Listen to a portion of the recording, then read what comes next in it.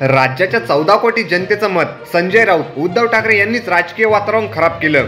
भाजप प्रदेशाध्यक्षांचा घणाघात. आताची सर्वात मोठी बातमी. संजय राऊत यांनी बोलल्याप्रमाणे उद्धव ठाकरे हे राज्याचे भावी मुख्यमंत्री म्हणून काँग्रेसच्या पृथ्वीराज चव्हाण, नाना पटोलेसह राष्ट्रवादी नेते शरद पवार यांना मान्य आहे का, हे त्यांनी येत्या 24 तासाच्या आत जाहीर करावं. राज्यात जर उद्या मतदान घेतलं तर राज्याची 14 कोटी लोकसंख्या हे ठरवेल की महाराष्ट्राचे राजकारण आणि एकंदरीत परिस्थितीमुळे कोणामुळे खराब झाली.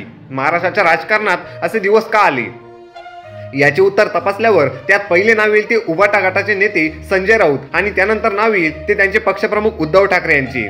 अशा शब्दात उद्धव ठाकरे यांच्यावर टीका करत भाजप प्रदेशाध्यक्ष चंद्रशेखर बावनकुळे यांनी पलटवार केला आहे. ते मुंबई येथे बोलत होते. उभाटा गटाचे पक्षप्रमुख उद्धव ठाकरे यांनी मुख्यमंत्री माझी लाडकी बहीण योजनेबाबत वक्तव्य करताना अतिशय गलिच्छ शब्दाचा वापर केला आहे. निव्वळ राजकीय हेतूने त्यांनी या योजनेला गालबोट लावण्याचा प्रयत्न केला.